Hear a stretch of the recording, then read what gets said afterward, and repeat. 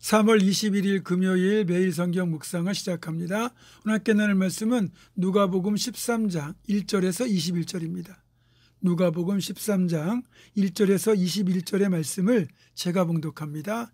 그때 마침 두어 사람이 와서 빌라도가 어떤 갈릴리 사람들의 피를 그들의 제물에 섞은 일로 예수께 아뢰니 대답하여 이르시되 너희는 이 갈릴리 사람들이 이같이 해받음으로 다른 모든 갈릴리 사람보다 죄가 더 있는 줄 아느냐? 너희에게 이르노니 아니라 너희도 만일 회개하지 아니하면 다 이와 같이 망하리라. 또 실로암에서 망대가 무너져 치어 죽은 18사람이 예루살렘에 거한 다른 모든 사람보다 죄가 더 있는 줄 아느냐? 너희에게 이르노니 아니라 너희도 만일 회개하지 아니하면 다 이와 같이 망하리라. 이에 비유로 말씀하시되 한 사람이 포도원에 무화과 나무를 심은 것이 있더니 와서 그 열매를 구하였으나 얻지 못한지라. 포도원 지기에게 이르되 내가 3년을 와서 이 무화과 나무에서 열매를 구하되 얻지 못하니 찍어버리라. 어찌 땅만 버리게 하겠느냐? 대답하여 이르시되 주인이여 금년에도 그대로 두소서. 내가 두릅하고 거름을 주리니 이후에 만일 열매가 열면 좋거니와 그렇지 않으면 찍어버리소서 하였다 하시니라.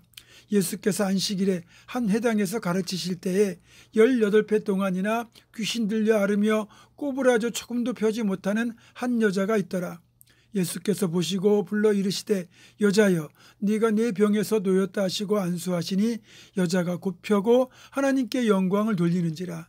해당장이 예수께서 안식일에 병 고치시는 것을 분내어 무리에게 이르되 일할 날이 엿새가 있으니 그동안에 와서 고침을 받을 것이요 안식일에는 하지 말 것이니라 하거늘 주께서 대답하여 이르시되 외식하는 자들아 너희가 각각 안식일에 자기의 소나 나귀를 외양간에서 풀어내어 이끌고 가서 물을 먹이지 아니하느냐. 그러면 18배 동안 사탄에게 매임받은 이 아브라함의 딸을 안식일에 이 매임에서 푸는 것이 합당하지 아니하냐. 예수께서 이 말씀을 하시매 모든 반대하는 자들은 부끄러워하고 온 무리는 그가 하시는 모든 영광스러운 일을 기뻐하니라. 그러므로 예수께서 이르시되 하나님의 나라가 무엇과 같을까? 내가 무엇으로 비교할까? 마치 사람이 자기 채소밭에 갖다 심은 겨자씨 한 알 같으니 자라 나무가 되어 공중의 새들이 그 가지에 깃들였느니라. 또 이르시되 내가 하나님의 나라를 무엇으로 비교할까? 마치 여자가 가루 서말 속에 갖다 넣어 전부 부풀게 한 누룩과 같으니라 하셨더라. 아멘. 예수님 당시에 세상에 소문이 퍼질 정도의 독특한 사건이 있었습니다.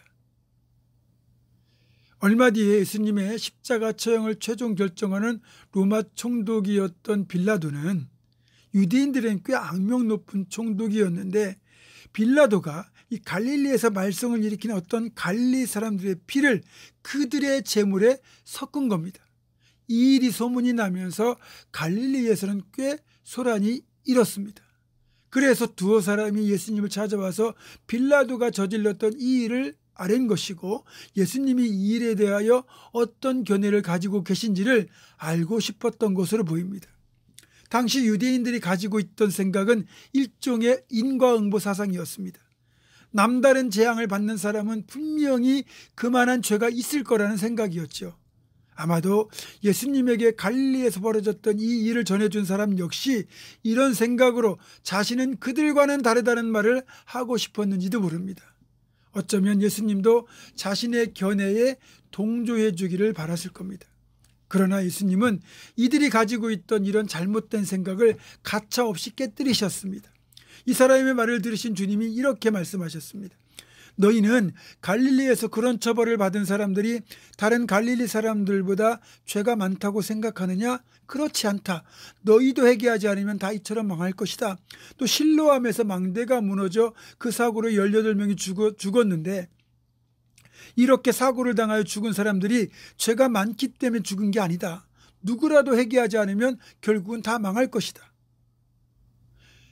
제가 다시 설명해 보겠습니다. 예수님의 말씀은 이런 의미예요.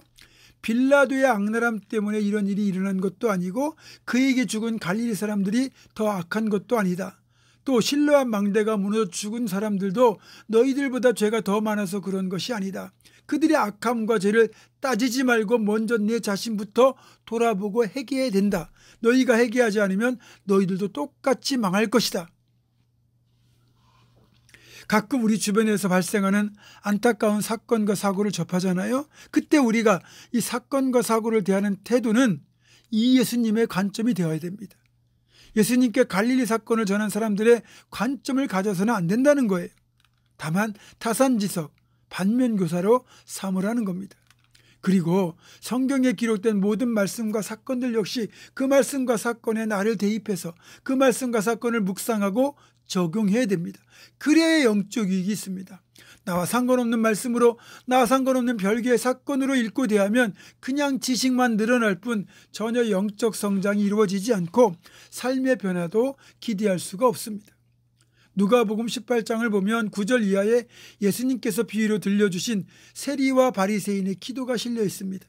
예수님께서 이 비유를 하신 목적은 자기를 의롭다고 믿고 다른 사람들을 멸시하는 자를 깨우치시려고 해주신 비유입니다. 이 비유는 이렇습니다. 두 사람이 기도하러 성전에 올라갔는데 한 사람은 바리새인이고 한 사람은 세리였습니다. 바리새인은 당당하게 서서 이렇게 기도합니다. 하나님, 나는 다른 사람들 곧 토색, 불의, 간음을 하는 자들과 같지 아니하고 이 세리와도 같지 아니함을 감사합니다. 나는 1회에 2번씩 금식하고 또 소득의 11조를 드리고 있습니다. 당당한 기도죠. 반면에 세리는 감히 눈을 들어 하늘을 쳐다보지도 못하고 가슴을 치며 이렇게 기도합니다. 하나님, 나는 죄인입니다. 나는 죄인입니다. 나를 불쌍히 여겨 주시옵소서. 여러분, 두 사람의 기도가 어떻습니까? 바리새인의 기도를 보면 잘못한 것은 하나도 없고 자기가 남들과는 다르게 잘한 것을 자랑하고 옆에 있는 세리를 비난하면서 세리와 같지 않은 것이 감사하다고 말하죠. 이건 기도가 아니라 자기 자랑입니다. 세리가 진짜 회개의 기도를 드리고 있던 겁니다. 그런데 예수님의 비유는 막판에 마지막에 극적인 반전이 일어납니다. 하나님으로부터 의롭다 하심을 받고 돌아간 자는 의롭게 살았다고 자부하던 바리새인이 아니라 가슴을 치며 회개한 세리였다는 거죠. 오늘 말씀도 그렇고 바리새인과 세리의 기도도 그렇고 우리가 말씀을 대할 때, 사건과 사고를 대할 때 어떤 자세를 가져야 되는지를 잘 알려줍니다. 사랑하는 성도 여러분, 나는 죄인입니다. 나를 불쌍히 여기소서. 이런 진짜 회개의 기도가 우리의 기도가 될 수 있기를 주님의 이름으로 축원합니다. 기도하겠습니다. 아버지 하나님, 우리가 외식하는 자에 그치지 않게 도와주시고 또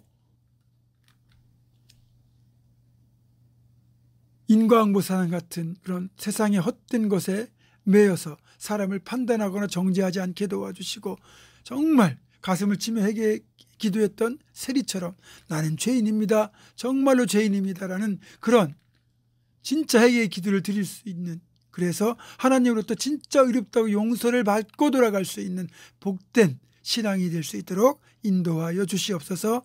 예수님의 이름으로 기도하옵고 이제는 우리 주 예수 그리스도의 은혜와 하나님의 사랑과 성령의 교통하심이 진짜 죄인임을 깨닫고 나를 불쌍히 여겨달라고, 나는 죄인이라고 회개 기도하는 사람 모든 성도들, 이들의 삶과 가정과 생업과 앞날과 우리 교회 위에 지금부터 영원토록 함께 하시옵기를 간절히 축원하옵나이다. 아멘.